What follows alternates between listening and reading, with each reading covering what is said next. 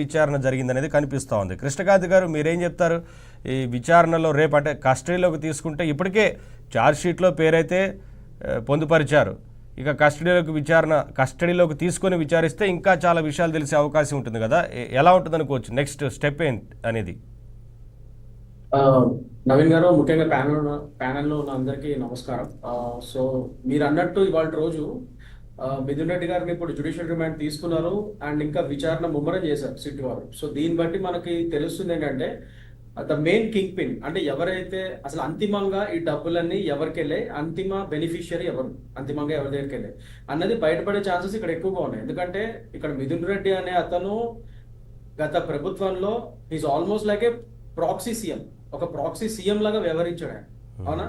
సజ్జల రామకృష్ణారెడ్డి కానీ ఒక మిథున్ రెడ్డి గారు కానీ వీళ్ళందరూ ఒక ప్రాక్సీ సీఎంస్ అనమాట. సో గత ఎక్స్ సీఎం జగన్మోహన్ రెడ్డి గారికి ఒక రైట్ హ్యాండ్ ఒక లెఫ్ట్ హ్యాండ్ అన్నట్టుగా మాదిరిగా ఉన్నారు వీళ్ళందరూ.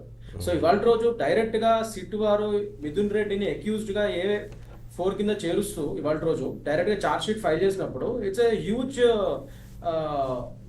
ఒక పరిణామం అని అనుకుంటాను నేనైతే. ఎందుకంటే ఒక చాలా పెద్ద స్టేజ్కి వచ్చింది వాళ్ళ రోజు ఈ ఇన్వెస్టిగేషన్. సో అంతిమంగా ఇప్పుడు the main king pin Jaganmohan Reddy గారికి కూడా ఉచ్చు బిగుస్తుంది ఖచ్చితంగా. అండ్ ముఖ్యంగా ఇవాళ రోజు చూసుకుంటే ఆయనని అక్యూజ్డ్ స్టేజ్ లో ఇంకా పెట్టలేదు జగన్మోహన్ రెడ్డి గారిని, అల్టిమేట్ బెనిఫిషియరీ కింద అక్యూజ్డ్ స్టేజ్ లో పెట్టలేదు, కానీ చార్జ్ షీట్ లో ఆయన పేరుని ప్రస్తావించడం జరిగింది. ఇవన్నీ అంతిమంగా ఫండ్స్ అన్ని వైఎస్ఆర్సీపీ పార్టీకి అధినేత అయిన జగన్మోహన్ రెడ్డి గారి వరకే చేరినట్టుగా మాకు ఇక్కడ వీళ్ళు బట్టి తెలుస్తుంది అన్నట్టుగా చార్జ్ షీట్ లో క్లియర్ గా పొందుపరచడం జరిగింది వాళ్ళ రోజు సిట్ అనేది. అట్ ద సేమ్ టైం ఇక్కడ ఇంకోటి ఏంటంటే ఈడీ కూడా వచ్చింది ఇప్పుడు పిక్చర్ లోకి. ఎన్ఫోర్స్మెంట్ డైరెక్టరేట్ కూడా PML act, prevention of money laundering act కింద పనిచేస్తూ అది కూడా దాని తగ్గట్టుగా దాని ప్యారలల్ ఇన్వెస్టిగేషన్ చేస్తుంది ఇవాళ రోజు సిట్ తో పాటు. సో వాళ్ళు కూడా ఇవాళ రోజు ఈ యొక్క చార్జ్ షీట్ ని కానీ ఇప్పటివరకు ఉన్న వీళ్ళ దగ్గర డాక్యుమెంట్స్ కానీ వీళ్ళు చేసిన ఇన్వెస్టిగేషన్ పరంగా సిట్ వాళ్ళు చేసినంత అవన్నీ వాళ్ళు కూడా అడిగి తీసుకుంటున్నారు ఇప్పుడు. సో వాళ్ళ యొక్క money trial establish PML act, general prevention of money laundering act ఏంటంటే ఇది మనీ ట్రయల్ ఎస్టాబ్లిష్ చేయడం. సిట్ కూడా దాని పరంగానే పనిచేస్తున్నారు.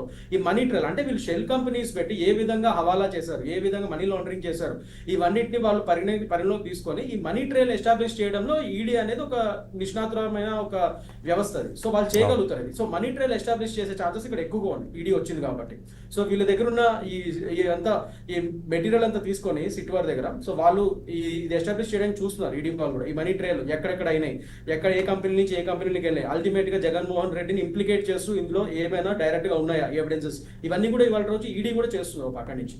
At the same time forensic audit అంటే ఫారెన్సిక్ ఎవిడెన్సెస్ కూడా ఇందులో చాలా కీలకమైన వాటి కింద మనం పరిగణించాలి. ముఖ్యంగా ఈ మనీ స్కామ్స్ లో, ఈ హ్యూజ్ మనీ లాండరింగ్ స్కామ్స్ లో ఏంటంటే మనీ ట్రయల్ ఎస్టాబ్లిష్ చేయాలంటే ఫారెన్సిక్ ఆడిట్ జరగాలి, ఫారెన్సిక్ ఎవిడెన్స్ అంటాం మనం వాటిని. సో ఏ విధంగా వీళ్ళు ఎలా చేశారు, షెల్ కంపెనీస్ ఎక్కడెక్కడ పెట్టారు, ఇప్పుడు మన మిత్రులు అన్నట్టు ఇందాక వీళ్ళు ఏపీఎస్బిసిఎల్ ఏదైతే ఎస్టాబ్లిష్ చేశారో ఫస్ట్ ఆఫ్ ఆల్ అసలు రూట్ కాజ్ అసలు ఇదంతా లిక్కర్ పాలసీని ఎలా చేంజ్ చేశారు గత ప్రభుత్వంలో, వైఎస్ఆర్సీపీ ప్రభుత్వంలో అసలు లిక్కర్ పాలసీని ఎలా చేంజెస్ చేశారు, అసలు లిక్కర్ బ్యాన్ కంప్లీట్ మద్యపాన నిషేధం అన్న నినాదంతో వీళ్ళు ఎలక్షన్స్ లోకి వచ్చి అలాంటిది అదే మద్యాన్ని ఉపయోగించుకొని ఇంత పెద్ద స్కామ్, అసలు ఢిల్లీ లిక్కర్ స్కామ్ కూడా పనికి రాకుండా చేసేంత ఒక పెద్ద స్కామ్, దేశాన్ని కుదిపేసే ఒక పెద్ద స్కామ్ ని ఎలా చేశారు అనేది ఇది ఒక ఫ్రాంక్ చెప్పాలంటే కేసుతో పాటు ఒక కేస్ స్టడీ కూడా అయ్యేది, ఒక పెద్ద కేస్ స్టడీ కూడా. అసలు ఏ ఆక్స్ఫర్డ్ లో హార్వర్డ్ లో కూడా దీని మీద అసలు నన్ను అడిగితే రీసెర్చ్ చేయాలి ఇంత పెద్ద స్కామ్లు ఎలా చేస్తారని చెప్పి.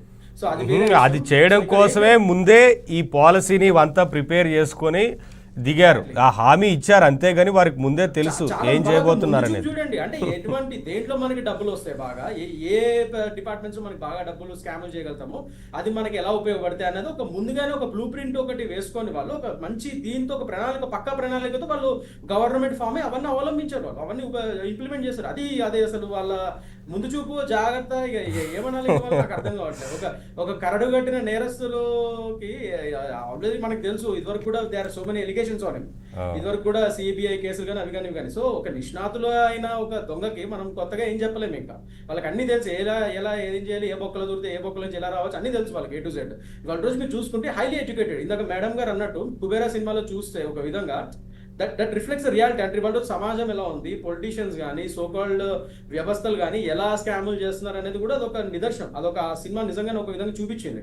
సో నిజంగానే అసలు షెల్ కంపెనీస్ ఎలా పెడతారు, మనీ లాండరింగ్ ఎలా చేస్తారు, అసలు ఎవరికి ఒక ఇంట్లో డ్రైవర్ గాడికి లేదా పాలేరు గాడికి వాడి పేరు మీద వాడి తెలియకుండానే అసలు కంపెనీస్ ఎలా ఎస్టాబ్లిష్ చేస్తారు, ఇవన్నీ క్లియర్ గా నిజంగా జరుగుతాయి. That is there. అసలు నన్ను అడిగితే కుబేరా కాదు, దీంతో ఇంకోటి ఏదో పెద్ద సినిమా తీయొచ్చు అసలు ఈ స్టోరీతో. నన్ను అడిగితే దీంతో ఒక మంచి బయోపిక్ లేకపోతే ఇంకోటి ఏదో తీసుకోవచ్చు, యాత్ర 4, 5 ఇలాంటివి కూడా తీసుకోవచ్చు.